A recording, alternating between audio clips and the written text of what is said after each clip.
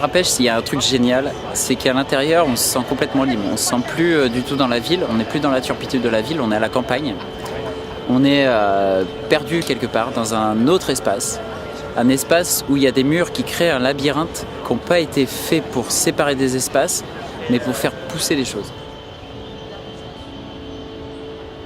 Et on peut imaginer les murs à pêche comme une espèce de joyau dans lequel non seulement la nature a une expression, mais aussi l'homme. Et l'homme et la nature trouvent une expression réciproque. On peut rêver, on peut imaginer, on peut mettre de la graine de poésie. L'idée n'est pas du tout d'amener quelque chose d'extérieur qui vient s'implanter ici, c'est de construire avec les gens qui sont ici, avec des idées qui proviennent aussi de l'extérieur.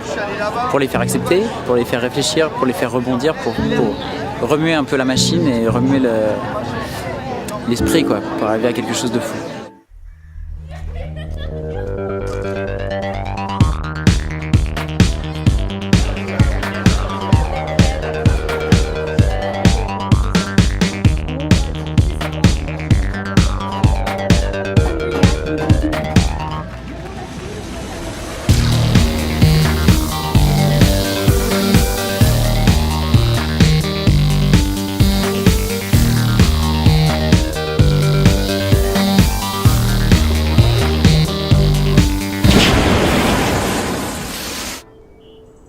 Ici, on est dans une parenthèse de verdure, une parenthèse de poésie qui est l'âme même du festival.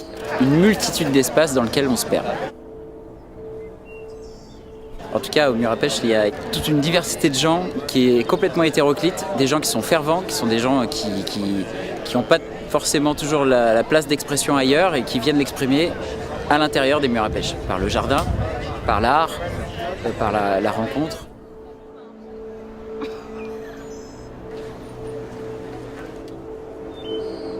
Tout le monde est bénévole sur ce festival.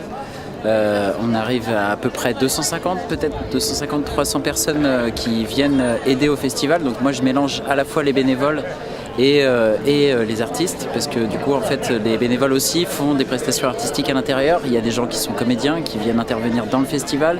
Il y a des gens qui sont artistes autre part ou botanistes ou qui font différents métiers et qui viennent aider. Si on fait pousser les choses, à l'intérieur d'un espace qui est labyrinthique, on peut laisser une grande place à la création. Donc du coup, à l'intérieur de ces espaces, il y a plein de créations qui se font. Artistiques, ok, mais aussi dans les idées, dans la politique, dans la discussion, dans la rencontre. Il suffit de quelques esprits ouverts pour faire bouger beaucoup de choses. Puisqu'il suffit de 1, 2, 3 personnes convaincues pour réussir à classer un site. 8 hectares qui ont été classés grâce à quelques fervents, mais il suffit de quelques personnes et ça prend une dimension qui devient... Il y a plein de gens qui suivent derrière, il y a plein de gens qui en ont envie.